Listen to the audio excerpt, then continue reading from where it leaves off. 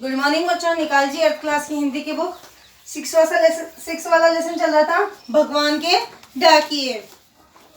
First question मैंने कल करवा दिया था, आपको याद कर लिया होगा। एक ही क्वेश्चन मैंने आपको बताया था। मैं कम से कम इसीलिए बता रही हूँ ताकि आप साथ साथ याद भी करते जाओ। अगर साथ साथ याद कर लोगे ना तो आपके ऊपर ज़्यादा भार नहीं होगा, ठीक है। वो थोड़ा बड़ा भी था, इसलिए मैंने देखा एक दिन में आप लिख भी लोगे और याद भी अच्छे से कर लोगे। नेक्स्ट क्वेश्चन देखिए, पक्षी और बादल द्वारा लाई गई चिट्ठियों को कौन कौन पढ़ पाते थे? सोच कर लिखिए, कौन कौन पढ़ पाते थे?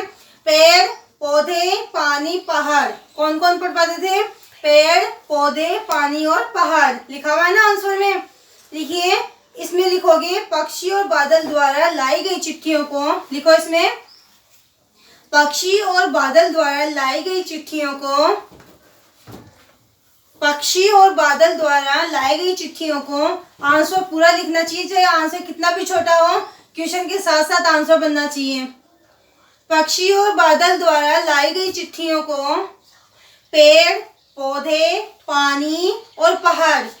पेड़, पौधे, पानी और पहाड़ इत्यादि पढ़ पाते हैं, इत्यादि पढ़ पाते हैं।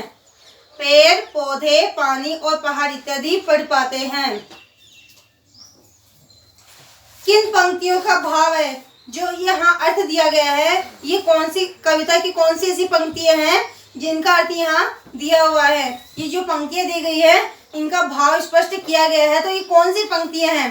पहला देखिए, पक्षी और बादल प्रेम, सद्भाव और एकता का संदेश एक देश से दूसरे देश को भेजते हैं।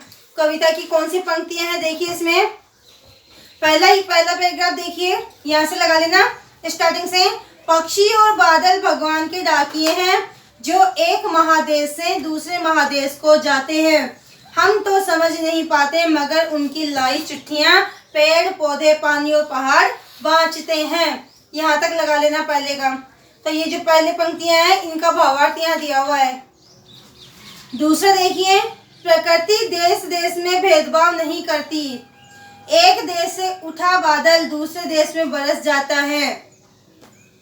इसमें देखिए लास्ट वाली तीनों लाइनें देखिए।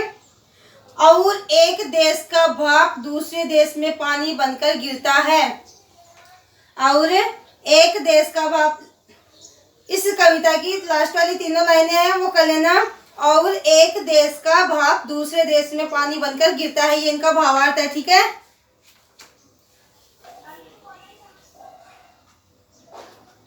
ये दोनों क्वेश्चन आप कर लेना। फोर्थ वाला क्वेश्चन थोड़ा बड़ा है तो ये एक ही क्वेश्चन में आपको कल बता दूंगी, ठीक है।